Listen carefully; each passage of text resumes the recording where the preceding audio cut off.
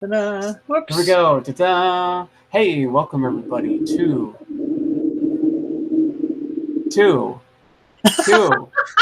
ah.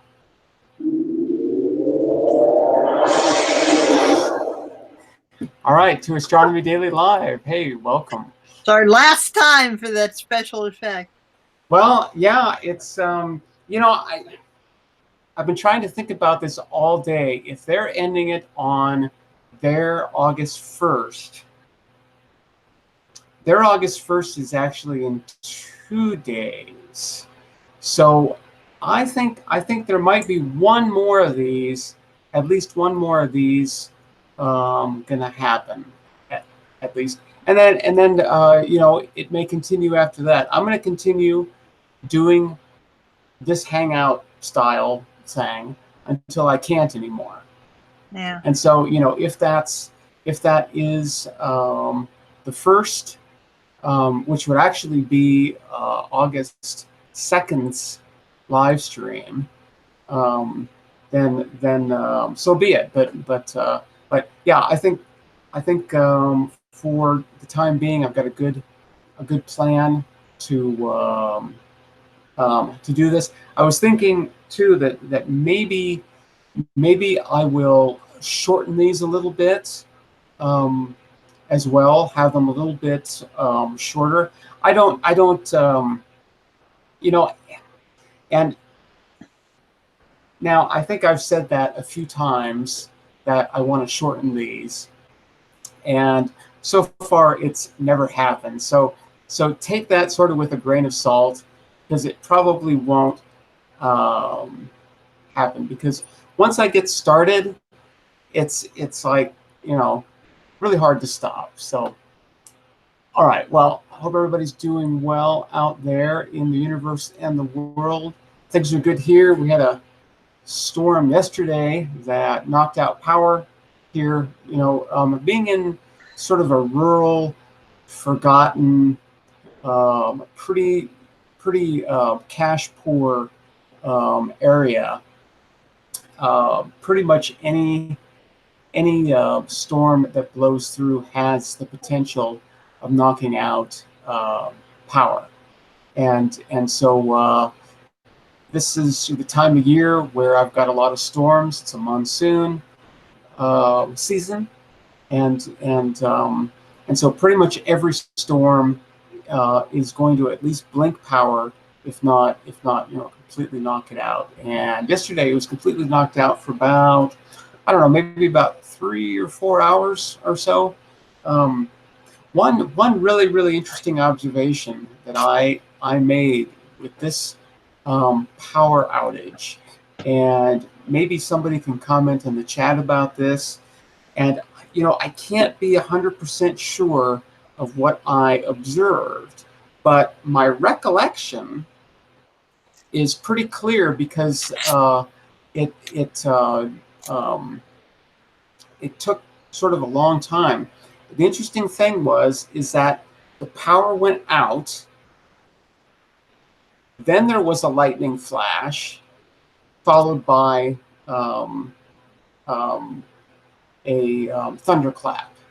So the power went out first, and then the lightning hit.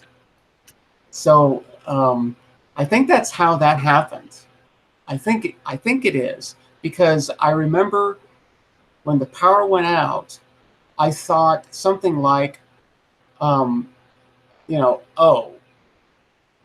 power's out, and then I saw the lightning flash. So don't know. I don't think I've ever seen that before. It's always been, lightning flash, the power goes out. But this was very distinct. Maybe about half a second or so. So that's why I can't be absolutely sure. I just think it's interesting. I think it's supposed to usually be the other way around. So I don't know. Anyway, this is just a fun, casual get-together of friends each and every day to come together and chit-chat about astronomical topics and spacey things and sciencey things. And this is for everyone. So this is for someone who is completely new to those subjects, those who do it a little bit in terms of, they've got a telescope and they're observing or doing photographic stuff. And this is also for the pros. So, I try to keep this live stream at a pretty high level because I think, at least, for myself, I want to be sort of stretching. I want to be reaching for knowledge. I don't want it just sort of, fed to me, right? I want to have to sort of work a little bit and torque my brain around a little bit and actually think a little bit instead of just being, fed information, fed answers, and all of that. This live stream is nothing about answers at all. It's all about questions for sure. Anyway, so enough about that. Let's get going here. Atta, what is going on over there? I'm freezing to death. I just explained to Tom that my AC can't be turned off. It's a temporary thing. Maintenance is working on it. They can't cut the power to it, or they can't really work on it and figure out what's wrong, is the reason they're not cutting the power to it. That and the fact it'd be 90 degrees in here in a heartbeat if they did cut the power. No observing tonight. We're not going to be observing. Is it clear? No, it isn't. No. It's, okay. So it's they call it partly cloudy around here, means you can't see anything except maybe a full moon if you're lucky. Right. I gotcha. Yeah. Well, but I've had 3 good days, so you had a good run there. That's really, really nice, and obviously you took full advantage of it. So good. Well, you're all decked out there for 65-degree weather. So yes, I am. It's probably colder than that in here. And you've got the. Is that supposed to be a raccoon? Yeah. Okay. This is fake for all you animal lovers out there. This is fake. See the little face? That's a raccoon face. When you move your head around, it follows you. Its eyes follow you. Creepy thing. Creepy. Yeah. Creepy. That's almost as creepy as Spock. I have the weirdest collection of stuff, I'll tell you. I can even put Patrick Manning to shame. Well, I think my telescope is about as teched out as it's going to get. Nice. It's now a DV screen on it, a DVR, an automatic focuser, a GPS. The one thing I really like, one thing I bought for it that has, in fact, helped me a lot, is this GPS thing, where you get the time and the location automatically gets set via satellite. For some reason, I have a problem setting the time and the location right. Of course, the closest location I get in this area is Lancaster, PA. You can probably enter your latitude and longitude, though, right? You should be able to do that. Yeah, if I knew it, I would. I mean, I can get it off the computer. Yeah, that's easy enough to get. For that matter. But yeah, GPS, absolutely. But the GPS does not only the location, but also the time. Yep. And I seem to have a problem with daylight savings time around here, entering the time correctly. I'm usually an hour or 2 off one way or the other. Yeah, and that of course is going to completely mess up your alignment. Completely messes it up. Yeah. I haven't had any problem with alignment since I've had that GPS. No matter how I do the alignment, not just the automatic, manual as well, because you still have to have accurate time and location. Yep. And I haven't had a bit of problem with it. Nice. Yeah, that battery was worth it. Yeah. Well, those those two pieces of information tell the computer inside of the telescope exactly what sky is up. Exactly what sky is up. It's just those time and location. It's all you need, and you can know exactly what stars are up and which stars are down, and then what do you have to do in this case? You just point it north, or what do you have to do to actually align it? Well, it depends on how you're going to choose to align it. I mean, I can align it manually and point it to various stars and do that, which I almost never do. I did that a couple of times, and it just took up a lot of time. Is what it Yeah, it's a learning curve. For the auto alignment, you just press one button, and the thing goes. Okay, cool. Based on your location and the time that's sitting there, it goes in and reads the sky, and if it's not clear enough, it'll tell you that it can't get enough stars for an alignment. Right. You just sit there and watch it, as it goes around. Yeah. It's amazing how well that works. I mean, I appreciate the fact that you posted the patent they have on the alignment. Oh, Celestron, yeah. Yeah, as a former patent attorney, I really enjoyed reading through that. Most people wouldn't because of the type of language. No, I love that stuff too. That's used. But I thought, I wondered if someone had told me what they invented, this method, because you can patent methods. At one time you couldn't, because that's actually a method of doing something. Mm-hmm. But you can patent such things now. And I don't know if I would have been able to do as good a job as their attorney did writing the case. Because when you do that for a living, you have to work in a lot of technology areas.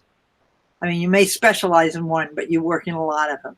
I work everything from microbiology to supercon solid state physics. Yeah, wow. And but I found the patent on the skyline very interesting, the way and it works exactly the way they describe it. I mean, absolutely. It's a beautiful description. I commend their patent attorney. Yeah. And the cool thing is that isn't the only way to do it. No. This is just one way, but yeah, I mean, it's absolutely gorgeous. It's a nice one. And they give all kinds of choices. Well, on your scope, it's the same way. Absolutely, You don't have the auto align. I don't have to use that. I mean, the auto align is an add-on on my scope. It's not an intimate part of it. Right. So you can just do the alignment using your controller and up stars. And that's what, and that's exactly what I do. Right. I usually do a 2-star alignment. I just have to tell it, the date and the time, and then I tell it that star is Sirius, and that star is Arcturus, and then it does the calculation, which is laid out right in the patent, and it does a relatively good job. I mean, it gets. I think so. With this scope, at least, with the 2-star alignment, which I think is pretty accurate in terms of what I'm doing. So I think the alignment is about as good as it can get. It's getting it usually gets within about half a degree of the target. Yeah. If not, the target itself. So that would sort of be a maximum or so. That's sort of what I've observed when using this, because I've got a field of view on my camera of 12 arc minutes across. And what I found is that sometimes I can be, sort of as many as maybe 3 fields of view out maybe even a little bit more. So that translates to about, half a degree, 30 arc minutes, 36, 40, something like that. So, between half degree and 1 degree off, which, uh, I was hoping for better, but that is good enough. It's good enough. So, as long as I can find my target, which I'm usually pretty good at, it's fine. So yeah, well, nice. Yeah, I really, really enjoy reading patents, and I like reading Supreme Court case opinions. Most people Those are they teach history they do. in such an amazing way. I wish that I would have learned history that way, because it would have been much more interesting. Just following the case law back and back and back and back and back. Really, The high court decisions do that. No question. They're historical documents for sure. yeah, Because they have to frame the current decision in terms of all the precedent. And exactly. those are big decisions when you get to the Supreme Court level. Yeah. Well, those are the three legs of government. So and if those documents are written correctly, they are exercises. Spock would love them because they are masterful exercises in logic if they are done correctly. If they're done correctly, yeah. This is particularly true. It's one of the reasons I always like patent law as opposed to general law, which I would never practice. I think it's horrible. There is no such thing as law in this country. No. You buy your freedom in this country. You buy everything. There isn't any justice for all. That's right. Correct. But patent law is very logical, very scientific.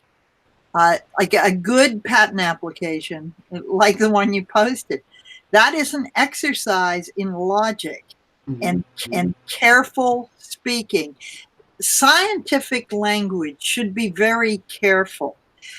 If you're calling something a spade, every time you refer to it, you should call it a spade, not a shovel or a triangular digging device, but a spade. Be very, one of the things that I find disturbing about modern day instruction manuals for anything, tech stuff, is they're so poorly written. I mean, you wonder what on earth they're talking about because they use 5 or 6 different words to describe the same object. It takes you a while to figure out, oh, that's the same thing they're talking about, I don't even want to get started on that. Yeah. Anyway, so yeah, if you really want to nerd out, definitely read patents. Definitely read, Supreme Court decision stuff. That gives you the title of extreme nerd, just totally extreme. Well, Supreme Court decisions are good history teachers. Patents are good logic teachers. Yep. Good logic teachers. All right. Well, awesome. Well, I think, what is this? Oh yeah. Okay. So yeah, this is probably one of the last times that I'll be able to share my screen, but we are going to sort of this new format supposedly. That idea, though, has that advantage that if you pull it up yourself on your own PC, it's clearer. Yeah, I think that's a great advantage. The other thing, that I like about it is if organizations want website hits, well, the more people I can get to go over to a website, yeah, that's right. They're going to like that. So I would like to get to a point where there's like 10,000 hits in 1 second or something like that, right? and all the viewers here, are looking at the same site at the same time. and it just completely buries the server, and that is the ultimate goal here, is to just completely destroy web servers. So, all right. Well, I think I guess I don't know where we should go. It's one of the big problems when talking astronomy is that there's so many possibilities. Oh, where I think I wanted to go was actually over to my Discord server, and Uncle Bill had posted a link to a paper about a star called I think that's S0-2, or is it SO-2? I don't know. But when Where did he post that? On the papers?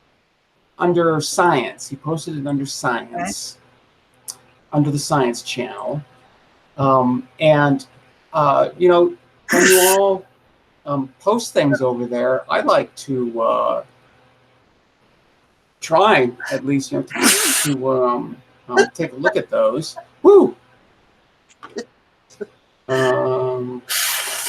So I'm going to click on that link. It's a PDF file, it looks like. So why don't you follow along, and I will share my screen for now. I'm going to continue sharing screen. I'm going to continue doing. Ooh! Hey, those are some pretty good ones. I'm going to have to give you some high marks. All right. You're catching cold. You're catching cold because it's 41 degrees there. Oh, I'll tell you.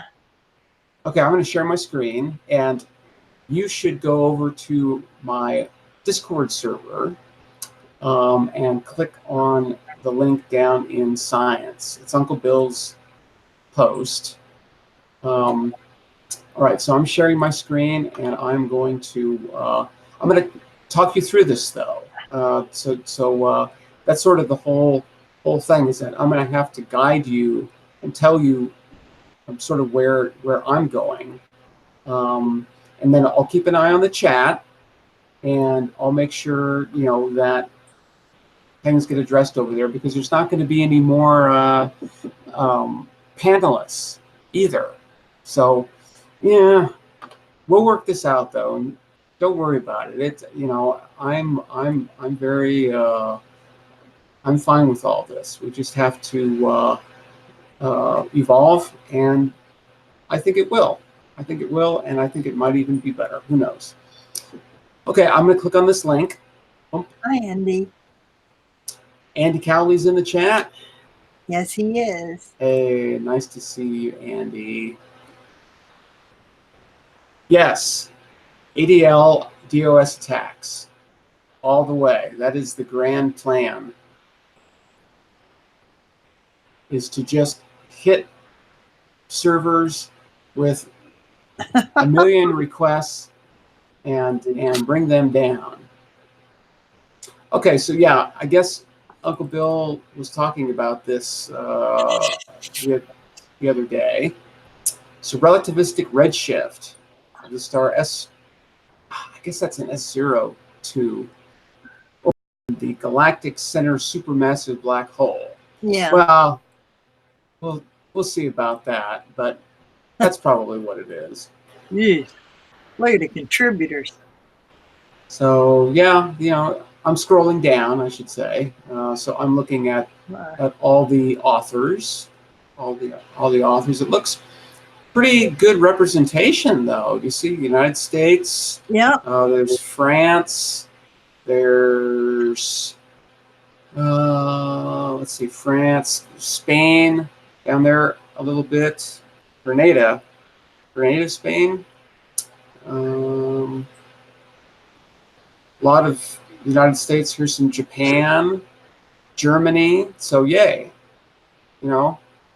that's that's they got to use a whole page just to list all the authors. That's pretty amazing. It's there's an interesting and if we have time, maybe we should look at that too. There's sort of an interesting paper that just it's the first one, I think, in today's archive.org. I think it's today's, where they're talking about this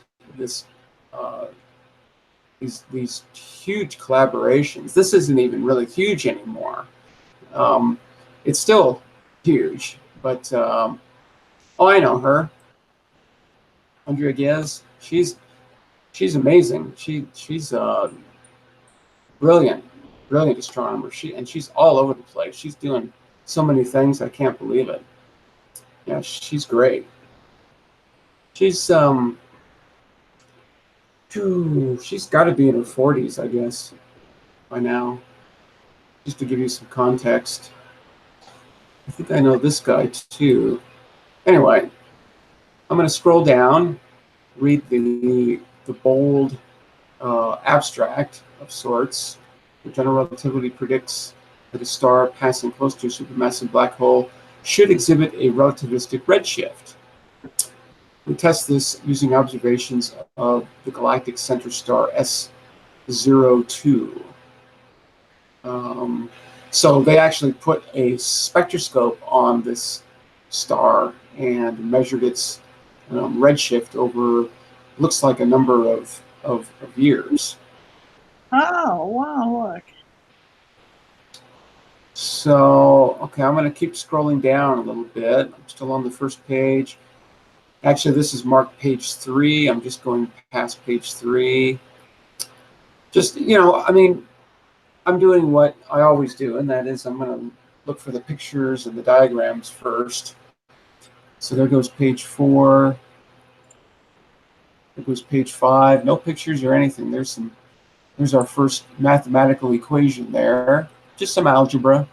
You just plug in the numbers and you get some numbers back. That's all it is. Some of these look like constants, like G. Big G is the so-called universal gravitational constant. Yeah. Bunch of other factors there. You just plug in all the numbers and hit the equal sign, get the answer. Just algebra.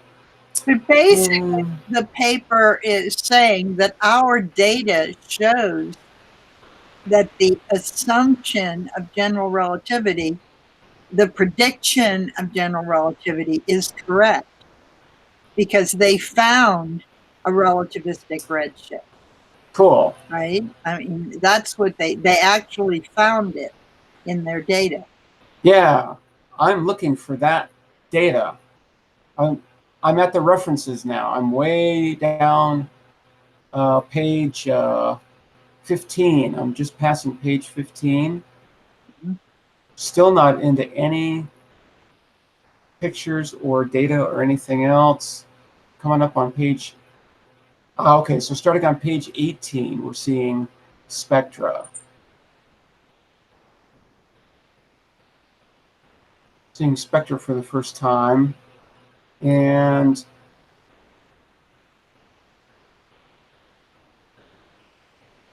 okay, so I guess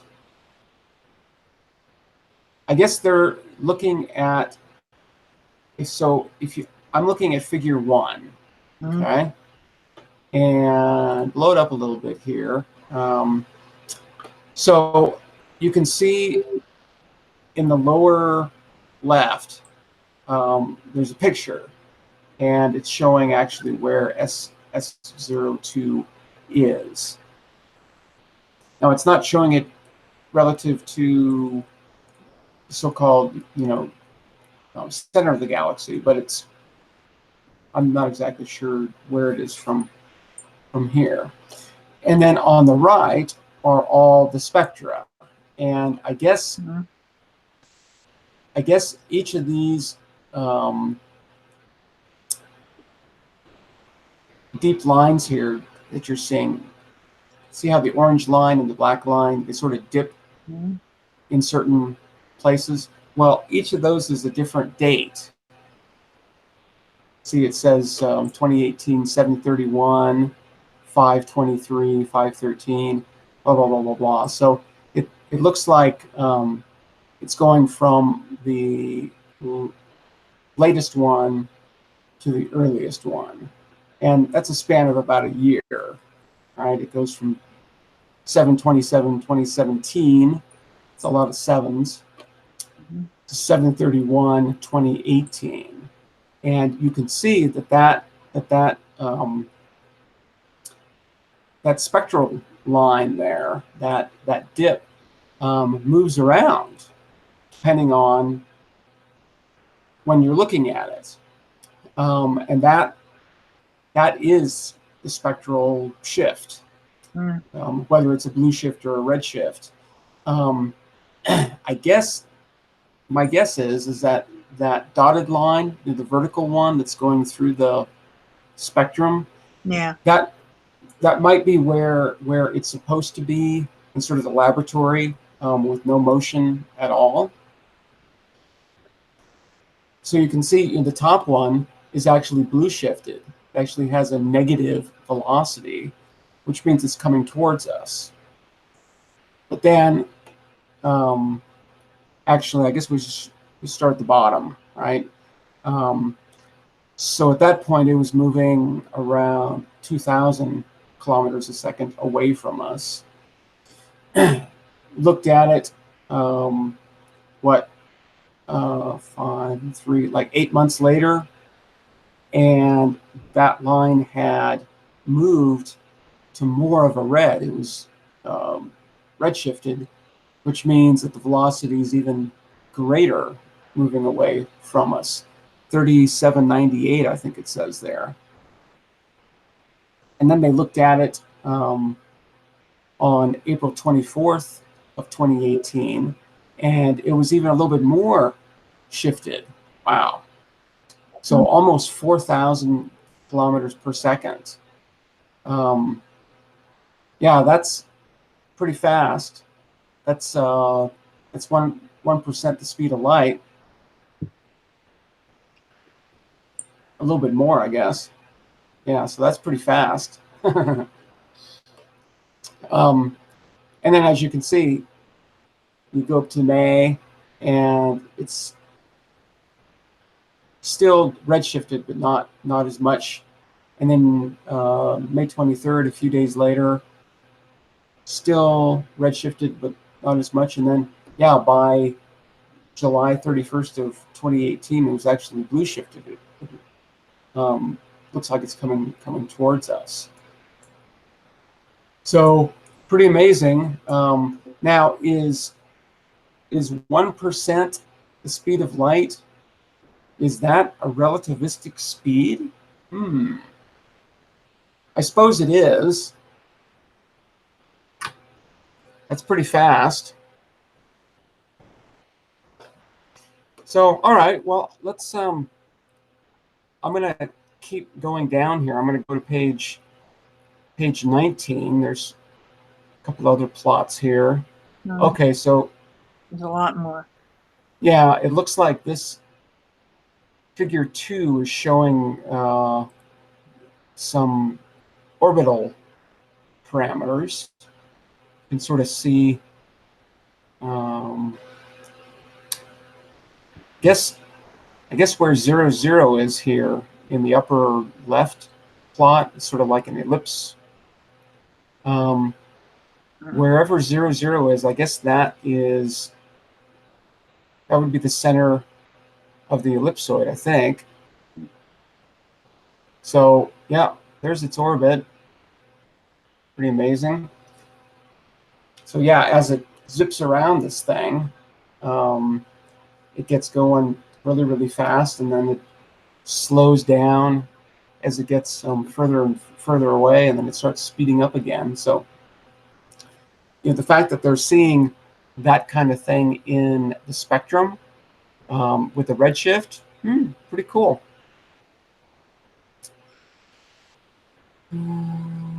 Okay, so yeah, this is the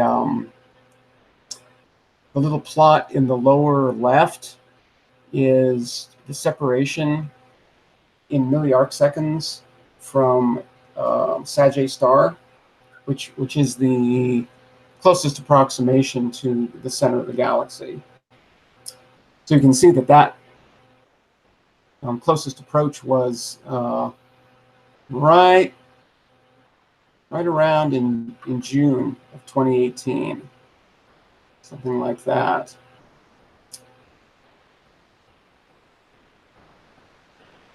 So pretty nice. Yeah, it looks like there's a lot of figures and pictures and things here. So I'm gonna go down. I'm gonna go past figure 3. Well, that's my favorite picture. Oh, is it? Figure Okay. 3, I like it. Yeah, Figure 3. it's a little more. It makes a little more sense to me than some of the others. I see what they're doing. Huh. Okay. Never mind. We may What are go. they? What are they doing? I like it. They're looking at the redshift from parameter relative to what you would predict just using Newtonian parameters. And so it's different from Newtonian, and that's good. That's what they expected it would be, that there would be a slight deviation from it, and that's that relativistic shift. I see. Yeah. So in this plot, figure 3, that sort of bluish purpley dashed line way at the bottom, yeah, where it's marked 0. Mm-hmm. That would be the Newtonian prediction. If you just use Newton's laws, so-called laws, that is what you would predict. But what they're getting are these kind of data points. See the black? That's right. Things there. So, you know, even the points way down at the lower left that are, you know, sort of relatively close to Newtonian, they're still pretty far off Newtonian. They're still off. It's a nice. I like the figure because it shows what they're trying to prove quite nicely. Yeah, yeah, and you can and see then they here. Yeah, and then they show what the general relativity model That's right. predicts, which I guess is this blue dotted line. Yeah, and then their observations match that pretty well, actually. Yeah, and you know what that means is that you know well, and actually if you look at the error bars, which are those vertical lines there, you know, a lot of these things sort of fit. Not too bad, but you know, these are still models, and models are tricky. Models are really tricky because they usually have a lot of parameters that can be tweaked. It's all too easy to come up with a solution that matches observations, and your parameters could be completely wrong. Could be wrong, yeah. I understand that pitfall. So, but I mean, what this does, in the very least, is it provides some confidence in the model. Mm-hmm. Yeah, you know, I think so. If the model does match the data relatively well, then you can be fairly confident in the model and all the parameters. But you just have to keep in mind that maybe you're completely wrong. So yeah, these kinds of things are just too complicated. Michael built on this.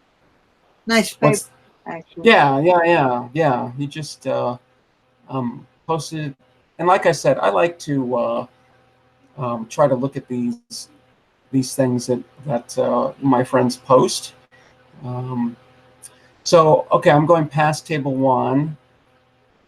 Okay, so then it gets into supplementary materials. So let's see, and that changes to page 1 again. So now I'm in supplement page 1. Okay, so then it goes into, okay, yeah. So they're just talking about how they made the measurements, what instruments, all of that. Good stuff. So section 1.1, and let's see, table S1 lists all the observation dates and what instruments were used, how many images or spectra they got, exposure time, signal to noise, which filter or filters, and then I guess that's like a pixel scale. So that's how many milliarcseconds per pixel. I guess that's how I would read that. And I guess that's table S2. Oh, no. No, I guess not. Yeah, that's table S1. So, okay, yeah, just showing all the observations going from, looks like the earliest is May 5th, 2017. And they did quite a few observations in 2018. You see how they picked up in 2018, March, April, May. Had a bunch in May, bunch in August. So yeah, they collected this data pretty much a year ago and more, and they're just writing the paper now. So yeah, pretty amazing. Lots of work goes into these things. It's pretty insane. Okay, so here's just a description of the various instrumentation. That's kind of nice. If you're a gearhead, you're definitely into this kind of stuff.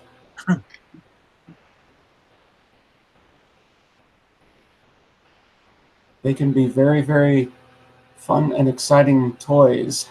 Haha. So let's see, I'm up to page 8 in the supplemental, looking at figure S1. So I'm not quite sure what we're seeing here. It's some kind of goodness of fit. So comparing the signal to noise ratio versus how well the model and the data fit each other in terms of radio velocity in this case. So that's pretty amazing. We're trying to make measurements of a really, really, really faint, obscure, rapidly moving star 30,000 light years away. And, we're getting errors of 25 kilometers a second. That's pretty good. Figure S2, it looks like more trying to see how good their data is. All right, that's an important exercise. Got to know how good all the data is. So here's some standard stars that they measured as well. They can use that as a reference. Figure S3. Okay. So yeah, nice paper, long supplement area. Paper itself is really, really short because it's just sort of like, we did this. So, okay, I'm on page 13. I'm looking at figure S5. Posterior probability distribution. Oh, man, I'm not going to get into that. That flies over my head pretty often. They're very thorough, though. They want to make sure all their bases are covered. Yeah. And they go to great lengths to describe how they went about taking these measurements, what their systems were. This is good science, the way it's presented, I think. Yeah. Oh, cool. They actually did speckle imaging and adaptive optics imaging. I'm on page 16, section 1.2.2. Yeah, look at that.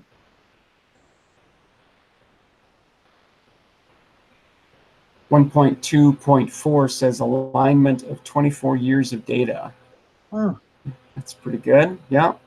Well, you need that in order to get the orbit. One thing about orbits that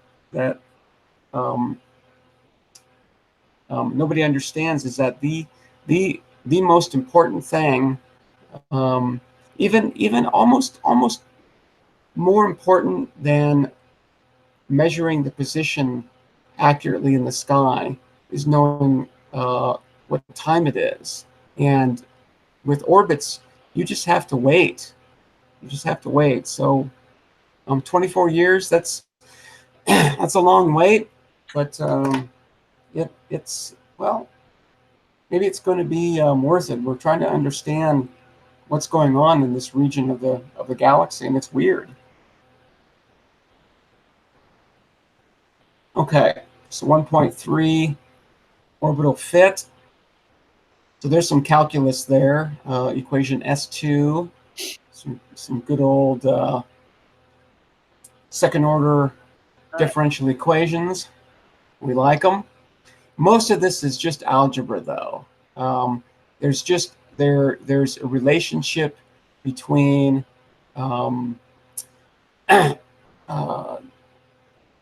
it looks like some kind of radial distance and time. There's some kind of relationship there, which is described by this long equation. So yeah, that's how it goes. Equation S3 and S4 through S7. So yeah, they're just working through all the various orbital parameters, just showing how they calculate them and all of that. That's kind of neat. They're really getting into the dirt here. Oh yeah, for sure. So I'm at 1.3.3, modeling of the observables, light propagation, astrometric observable, spectroscopic observable. So, wow, yeah, this is this is incredibly thorough. that's right. I love this. I like it. This is good science here. Very very nice presentation. Stuff. Very nice. So I'm on page 25 of the supplement now. There's lots of probability mathematics there going on. That's what that's all about. Priors 1.5.2 is called priors. Quite know what that is. Yeah. Figure S6.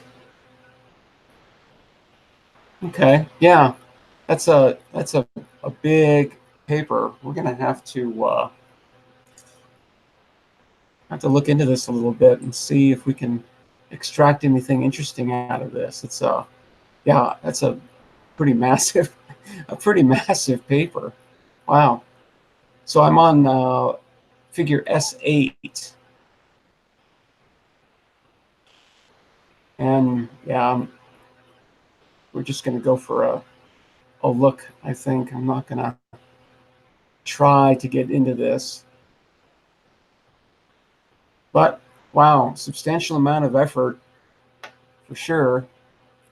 And they spend a lot of time trying to explain to you their assumptions and the math they used on their data, how they massaged the data, their observational data, to see if they really proved what they said they proved. Right.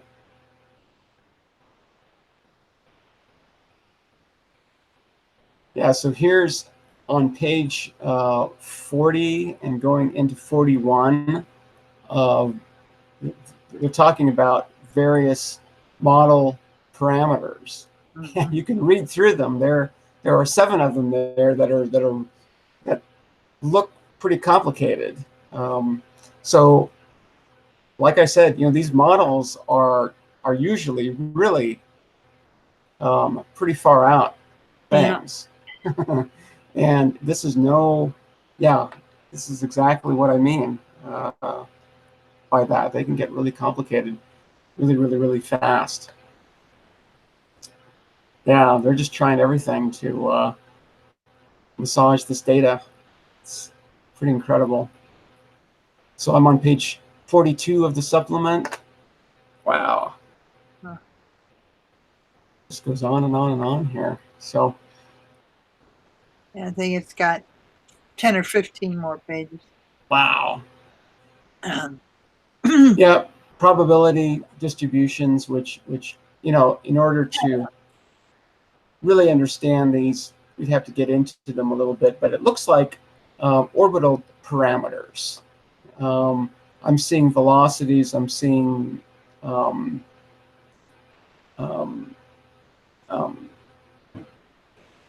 the value for E here is the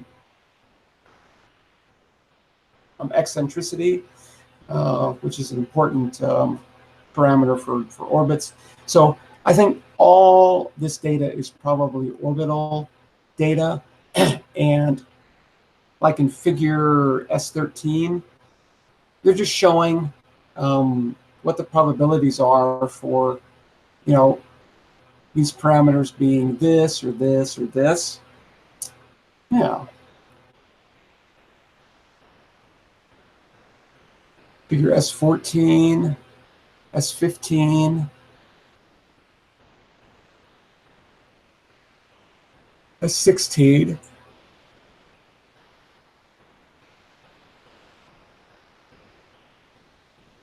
All showing the separation here, at least with S16, showing that in the next few years it's going to make another close passage here. Oh, that's actually us. Yeah, I think that actually just happened, right? 2018? Yeah, right here. Okay. Page 48. There's figure S17. Looks like it's showing various. Yeah, it's hard to tell. I guess it's just showing. Yeah, it's orbit.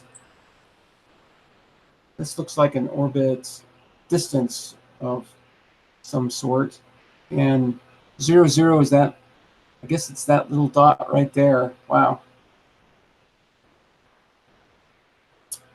Going around, nice. Section 2.2, adaptive scheduling tool. Have to get into that. Looks a little complicated.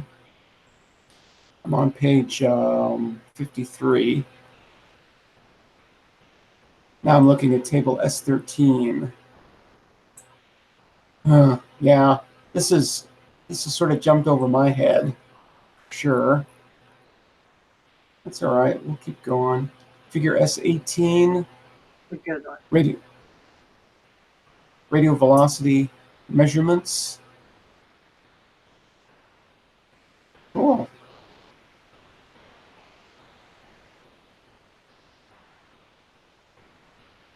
Okay, so starting on page 56, getting into a bunch of, I don't know, it looks like a list of some sort. Oh, okay, it looks like data S1, data S1, data S3. Huh, okay. Some kind of description of the data? Yeah, I don't know what that is. And that's the end. Page 57 is the end. So, yeah, a pretty massive paper, really, really going into the details of what they did. Yeah, I guess I'm not quite sure why they were that detailed, but good on them to do it, I suppose. Yeah, and they may have thought that their data would be challenged, which is okay, but being this thorough, giving the nuts and bolts of everything, it lessens the possibility that people are going to challenge it. Yeah, and also, I mean, it provides an opportunity to, try to repeat the observation. Absolutely, and Yeah, you want that. I mean, you want that. That is the scientific process. It has to be challenged. Has to be. So, if it isn't, you're not really doing science. So, all right, well, I mean, cool. On that note, we found that we found a star passing close to a massive black hole, and it did exhibit a relativistic redshift, and that's what our data says. And they went to great lengths to describe why they think their data supported that. yeah, and I think you're probably right. This is a very uh, hot topic. I was just, I'm trying to remember where I saw it. I saw it today, that a new high velocity object has been discovered that seems to have been shot out from the center of the galaxy as well. It's not this one. This one that I'm talking about now is on a trajectory, I think, out. It's moving really, really, really fast. I don't know if it's relativistic, though. I'd have to think about that. Because, yeah, I don't remember what number they actually gave, but it was moving really, really fast. And they just discovered it. Well, there's just an announcement of its discovery, I think, today. But yeah, dang, I don't remember exactly. So yeah, this part of the galaxy obviously is extremely interesting to us because there seems to be something that we don't quite understand going on there, and some people call it a black hole. Whether it is or not, that's, yeah, I don't know about those kinds of things. So something extremely interesting is there, and we can't see it, but we see what looks like effects of that. And actually, this star S0-2 is one of those that is definitely being affected by this thing, in that it's got a pretty fast orbit and it seems to be moving really, really fast at times. So very cool, very cool. We will keep tabs on all those things, and in the meantime, I'm going to keep on doing the live stream. Don't know exactly what's going to happen in the next few days, but this will definitely carry on. So I'm not too worried. Things are probably going to change a little bit, but yeah, I like change. Change is nice, so I don't mind. Don't mind a bit. So yeah, we'll see what happens, and just sort of play it by ear. I think this idea of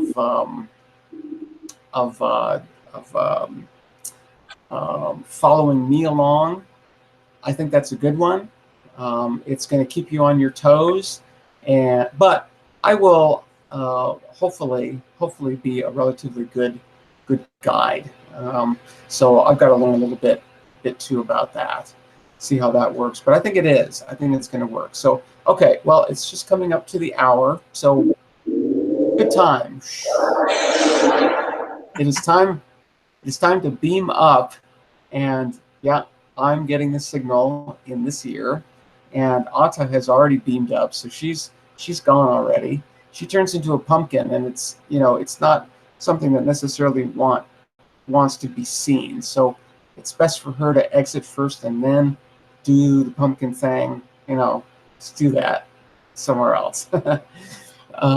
So all right, everybody, I will be back here again tomorrow, 2 hours UTC in some form.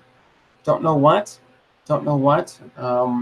but I will be here. At least I'm planning on it. So, okay, everybody, peace, cheers, and all that. It's been a great ride so far. It ain't ending. It's changing. It's changing, but it's, this is too much fun. So, okay, everybody, peace, cheers, and all that. I will see you. I will see you soon. Okay, hang on to your hats. It's a wild ride. Okay, bye.